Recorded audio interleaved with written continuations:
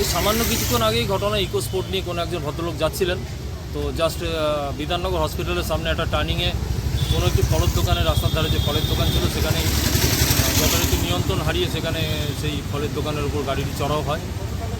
এর ফলে ফলের দোকানের একজন যিনি ফল কিনতে এসেছিলেন তিনি ঘটনাস্থলেই মারা গেছেন এবং তারপরে আরও দুজনকে ইনজিওর্ড অবস্থা হসপিটালে ভর্তি করা হয়েছে। একটি ছোট বাচ্চা আছে এবং আরেকজন পায়ে সামান্য আঘাত নিয়ে তাকে প্রাথমিক শুশ্রূষা দেওয়ার পর ছেড়ে দেওয়া হয়েছে, কিন্তু এই মুহূর্তে বাচ্চাটি হসপিটালে ভর্তি আছে এবং একজন মারা গেছে বলে খবর পাওয়া গেছে।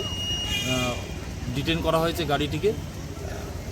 বাদবাকি যে ব্যবস্থা নেওয়ার আমাদের তরফ থেকে আমরা সবাই আছি, আমরা ব্যবস্থা নিচ্ছি। গাড়িটির মধ্যে স্যার দেখা যাচ্ছে পুলিশ লেখা রয়েছে, সেটি কি কোনো পুলিশ কর্তার গাড়ি ছিল? আমরা ব্যাপারটা ভেরিফাই করে দেখছি, আমরা ডিটেল কালেকশন করছি, কোন যদি হয়ে থাকেন কোন ইউনিটে জড়িত, কী অবস্থায় আছেন, আদৌ তিনি গাড়ি চালাচ্ছেন না অন্য কেউ গাড়ি চালাচ্ছিলেন, সব ব্যাপারটাই আমাদের বিবেচনাধীন।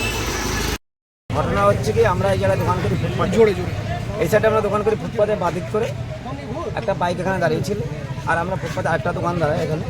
তাই একটা চার চাকায় এসে পুলিশের গাড়ি বা যার গাড়ি হোক, আগেরকার বা এক্স আর্মি হোক, যাই হোক, সামনে তো পুলিশ লেখা ছিল, হ্যাঁ পিছনে প্রেস লেখা ছিল বা পুলিশ লেখা ছিল, যাই ছিল ছেলে লেখা। তারা এসে ডাইরেক্ট আমি বসেছিলাম, সামনে আমার ওয়াইফ ছিল, পিছনে বসে আমার ছেলেও ছিল বসে। তা সত্ত্বেও মানে এমনভাবে এসে মারলো, আমার বাইকটা একটা বাইক গাড়ি ছিল, আমার কাস্টমার গাড়ি ছিল একটা, সেই কাস্টমারটা স্পটেই মারা গেছে। আর বাইকটা চলে গেছে আমার দোকানের ভিতরে, আর ওই গাড়িটা টপকিয়ে আমার দোকান টপকিয়ে প্রমোদার দোকান পিছনে যে এটা আছে সেই গাড়িটাকে, সেই প্রমোদার দোকানকে ভেঙে চুড়ে একদম টপটপ করে